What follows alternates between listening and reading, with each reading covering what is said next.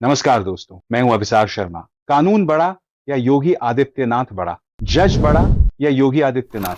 संविधान बड़ा या योगी आदित्यनाथ? ये फैसला अब आपको करना है, क्योंकि कानून कहता है कि किसी के भी घर को बिना प्रक्रिया के नहीं ढाया जा सकता। कानून में बुलडोजर एक्शन पर स्पष्ट शब्दों में कई गाइडलाइन हैं। फिर भी अफसोस की बात यह है कि योगी आदित्यनाथ और उनकी पुलिस बुलडोजर की कार्रवाई को धड़ल्ले से उत्तर प्रदेश के अनेक जिलों में अंजाम दे रही है। और सबसे ताजा उदाहरण है बरेली। क्या सुप्रीम कोर्ट योगी आदित्यनाथ के इन कदमों पर कार्रवाई करेगी? क्या जिस तरह से योगी आदित्यनाथ संविधान और कानून का उल्लंघन कर रहे हैं, उनके खिलाफ सुप्रीम कोर्ट सख्त आदेश देगी? आज हम बात करेंगे यूपी में बेकाबू हुए बुलडोजर की कार्रवाई की, जो आरोप है कि मुसलमानों के घरों को अवैध बताकर धड़ल्ले से तोड़ा जा रहा है। दोस्तों, हम पूरी खबर विस्तार से देखेंगे। और हां, अगर आप सच सुनना चाहते हैं तो इस चैनल को सब्सक्राइब करें, क्योंकि ये गोदी मीडिया नहीं है जो जहर उगलता है, हम सच दिखाते हैं।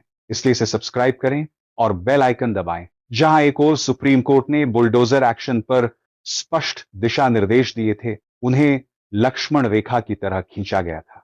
वहीं उन लक्ष्मण रेखाओं को पार करते हुए उत्तर प्रदेश में एक ऐसा क्रम जारी है जो सीधे तौर पर संविधान का उल्लंघन प्रतीत होता है।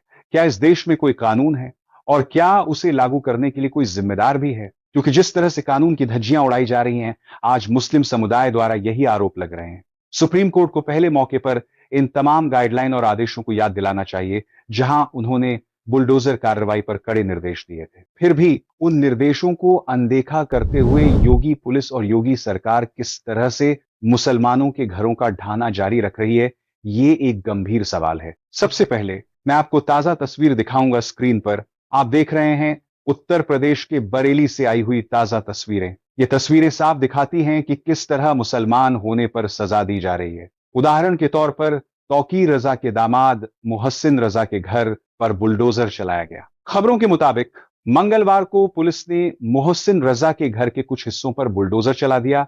मोहसिन के ई व्हीकल चार्जिंग स्टेशन और गैरेज को भी बुलडोजर से ध्वस्त किया गया। साथ ही तौकीर रजा के सहयोगी की 8 अवैध संपत्तियां चिन्हित की गई हैं। वहां पुलिस पूरी तैयारी के साथ बुलडोजर लेकर मौजूद थी और उसी क्रम में मोहसिन रजा के मकान पर कार्रवाई की गई। अब सवाल उठता है, यदि ये कोई अपराधी है, यदि किसी ने गुनाह किया है, तो उसका फैसला किसने करना है?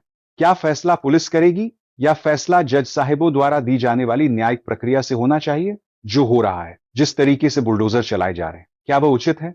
क्या किसी के मकान को इसलिए तोड़ दिया जाना चाहिए कि अचानक पुलिस ने घोषणा कर दी कि यह अवैध निर्माण है? ये वही आरोप है जो वर्षों से उत्तर प्रदेश पुलिस पर लगते रहे। कई घर 70-80 साल से थे, तब वे अवैध नहीं माने गए, पर जब कहीं दंगा या फसाद होता है तो मुस्लिम समुदाय के घरों को चिन्हित करके बुलडोजर चला दिया जाता है और कहा जाता है कि यह अवैध निर्माण था। सवाल यही है, तब आप कहां थे जब यह निर्माण हुआ था? अब आप मौके का फायदा उठाकर दस्तावेज और आदेश ढूंढ रहे हैं। इस कार्रवाई पर गंभीर सवाल खड़े होते हैं। क्या योगी आदित्यनाथ मुसलमानों से इतनी नफरत रखते हैं कि किसी के घर, किसी के मकान, किसी के दबाए जाने पर उन्हें खुशी मिलती है? क्या एक सूबे के मुख्यमंत्री के लिए यह व्यवहार शोभा देता है? उनके कुछ बयान सोशल मीडिया पर खूब वायरल हो रहे हैं, लातों के भूत जैसे बयान, और यही बयानों ने मुस्लिम समुदाय में नाराजगी, गुस्सा और पीड़ा पैदा की है। लोग महसूस करते हैं कि वे एक ऐसे प्रदेश में हैं जहां उनका मुखिया, उनका मुख्यमंत्री ऐसे धर्म आधारित रुख रखता है। बोलने का उद्देश्य यह नहीं कि पूरे समुदाय को गिनना, बल्कि यह बताना है कि जो अच्छे हिंदू हैं, जो सच्चे हिंदू हैं, वे ऐसी सोच नहीं रखते।